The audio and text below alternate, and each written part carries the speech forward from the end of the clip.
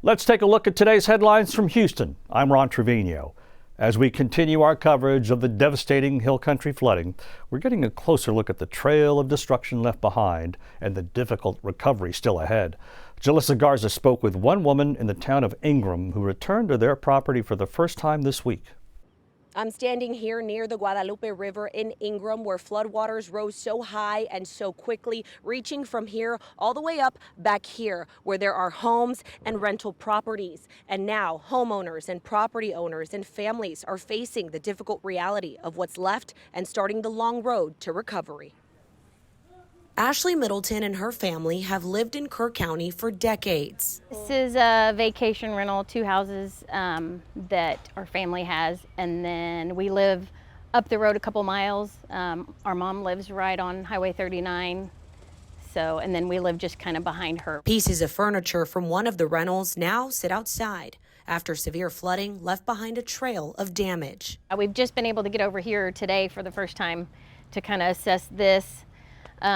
Thankfully, just one of the houses really got hit. The other one just has a little bit of exterior damage. Ashley received a text about the flooding, and what came to her mind first wasn't the rental properties, it was her mom, who lives on Highway 39. I had gotten up to kind of check the flood gauges, and I texted my mom's caregiver, and as soon as I hit the send button, she was calling me, and she said there was water in the house, and I asked her how deep it was. She said it was at their feet. So I asked her if she could get my mom upstairs, and she was able to get her upstairs before 4 feet of water came in. Ashley says once the water started to recede, her husband was able to get to them. A sigh of relief, I'm sure. Oh yeah, like it was really like,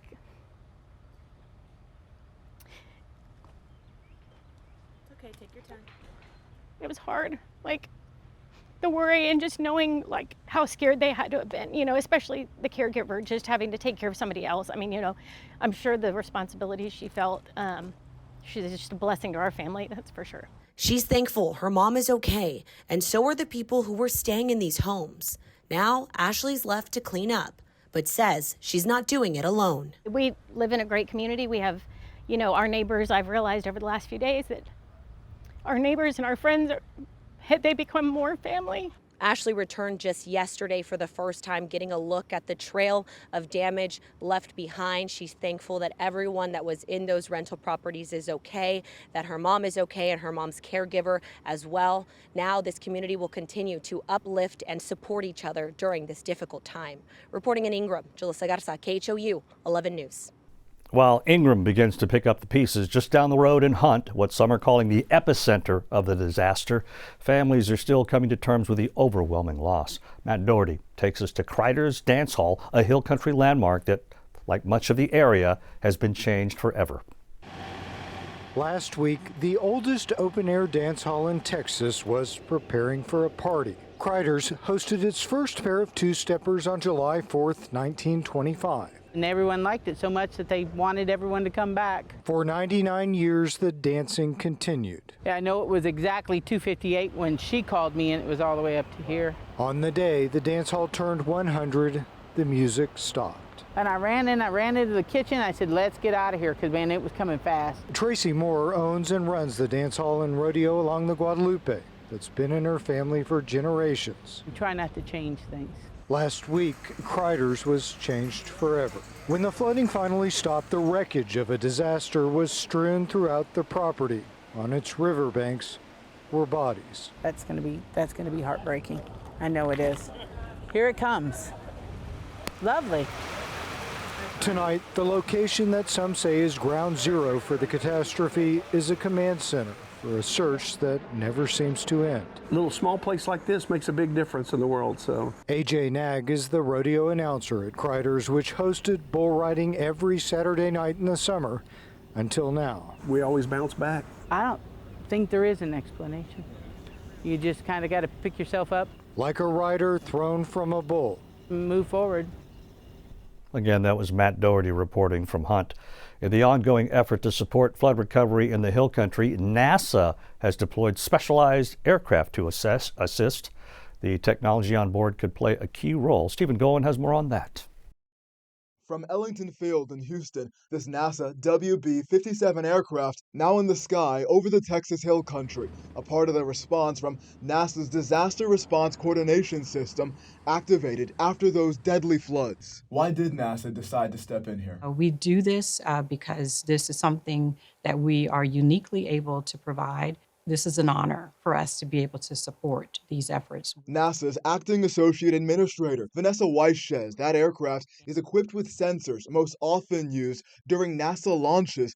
But in this case, that technology, it'll be used to provide high-resolution imagery of the terrain. That have special radar sensors that are able to be used day and night. We also have the ability for us to be able to see through cloud cover. A second aircraft, a Gulfstream 3 from NASA's Armstrong Flight Research Center in California, will also be deployed with another specialized radar system. It has the capability of doing search and rescue with special sensors that allow us to be able to look below and into the vegetation.